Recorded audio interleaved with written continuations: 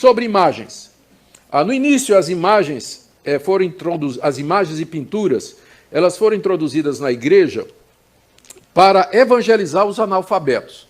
A pergunta era, como é que nós vamos evangelizar essas massas que estão entrando na igreja, né?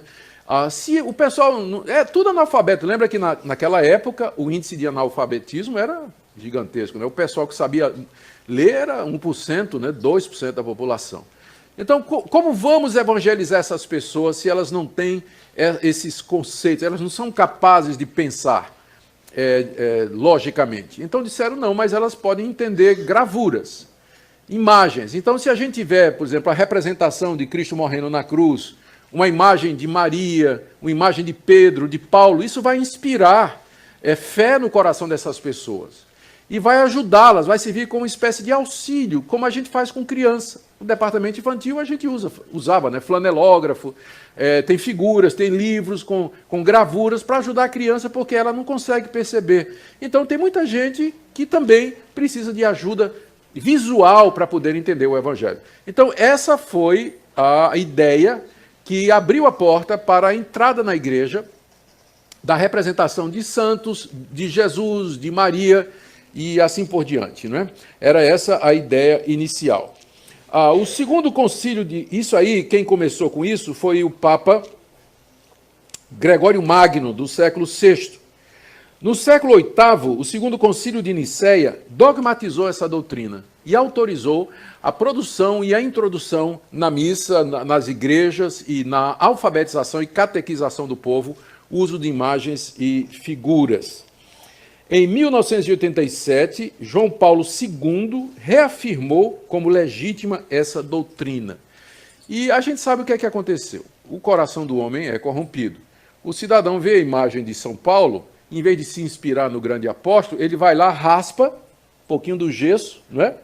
Leva para casa, derrama num copo d'água e bebe. Ou então ele se ajoelha diante da imagem de São Paulo e diz, eu não valho nada diante de Deus, mas o Senhor é um santo, então interceda a Deus em meu favor, né? E ali diante da imagem. Então aquilo que não era no início para ser adoração, acabou virando adoração por conta da corrupção. E aí era tarde para conter isso. Então, por mais que você queira dizer, né, explicar que aquelas imagens não são para ser adoradas, apenas para lembrança e tudo mais, o povo se curva diante das imagens e faz pedido às santas. Tem procissão com imagem de santa, reza no pé de santa, tem santuário para a imagem da santa, tem santuário em casa com a imagem da santa, virou idolatria. Idolatria completa mesmo, quebrando o mandamento que diz, não farás para ti imagem de escultura, não as adorarás, nem lhes darás culto. É claro, a Igreja Católica vai chegar aqui, um católico instruído vai dizer, pastor, mas o senhor sabe que tem uma diferença entre dulia e latria. Né? Dulia é a palavra grega que significa serviço ou veneração. Então, o católico, ele presta dulia às imagens, ele não adora, ele venera. Mas a latria, que é a adoração, o culto, somente a Deus e a Jesus Cristo.